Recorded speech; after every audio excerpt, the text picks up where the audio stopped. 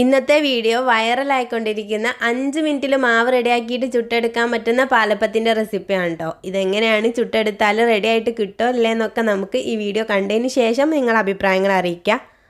അപ്പോൾ പെട്ടെന്ന് വീഡിയോയിലേക്ക് പോവാം.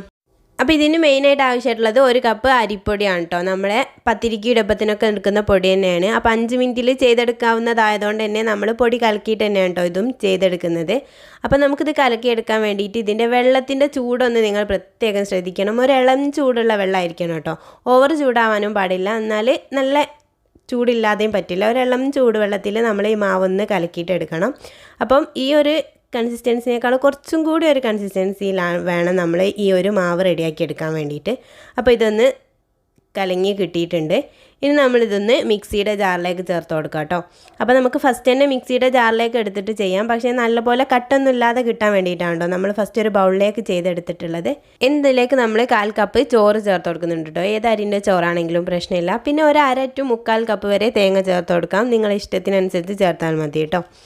പിന്നെ നമുക്കിതിലേക്ക് 2 ടേബിൾ സ്പൂൺ അളവിൽ പഞ്ചസാര ചേർത്ത് കൊടുക്കണം. അതുപോലെ ഒരു 1/2 ടീസ്പൂണ് ഈസ്റ്റും കൂടി ചേർത്ത് കൊടുക്കാം കേട്ടോ. ഇൻസ്റ്റൻ്റ് ആയിട്ട് ചെയ്തെടുക്കുന്നത് കൊണ്ട് ഈസ്റ്റ് നിർബന്ധമാണ് കേട്ടോ. പിന്നെ ഇതിലേക്ക് ആവശ്യമായിട്ടുള്ള ഉപ്പും കൂടി ചേർത്ത് കൊടുത്ത് ജസ്റ്റ് ഒന്ന് മിക്സ് ചെയ്തെടുത്തതിന് ശേഷം നല്ലപോലെ ഒന്ന് പേസ്റ്റ് രൂപത്തിൽ അരച്ചെടുക്കാം. ചോറും തേങ്ങയൊക്കെ നല്ലപോലെ അരഞ്ഞ് കിട്ടുന്ന രീതിയിൽ വേണം നമ്മൾ അരച്ചെടുക്കാൻ വേണ്ടിയിട്ട്. ഇതിലേക്ക് കുറച്ചും കൂടി വെള്ളം ആവശ്യമായിട്ടുണ്ട് കേട്ടോ. എന്നിട്ട് ആ ഒരു വെള്ളം മിക്സി ഒന്ന് ചുഴറ്റിയിട്ട് ഒഴിച്ചു കൊടുക്കുകയാണ് ചെയ്യുന്നത്. എന്നിട്ട് നമ്മൾ നല്ലപോലെ ഒന്ന് മിക്സ് ചെയ്തെടുക്കാം ഇത് മൊത്തമായിട്ട്. ഇപ്പോൾ ഇതാ നമ്മുടെ മാവ് ഇവിടെ റെഡി ആയിട്ട് കിട്ടിയിട്ടുണ്ട്. വെറും 2-3 മിനിറ്റ് മതി ഇത് ചെയ്തെടുക്കാൻ വേണ്ടിയിട്ട്. ഇനി നമുക്ക് ഈ മാവ് ഒന്ന് അടച്ച് വെച്ചിട്ട് ഒരു 20 മിനിറ്റെങ്കിലും മിനിമം റെസ്റ്റ് ചെയ്യാൻ വേണ്ടിയിട്ട് മാറ്റി വെക്കണം കേട്ടോ.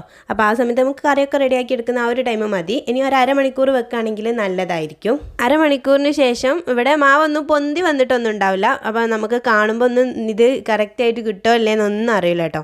അപ്പോൾ ഇനി നമുക്ക് ചുട്ട് നോക്കണം ഇതെങ്ങനെയാണ് കിട്ടുക എന്നുള്ളത്.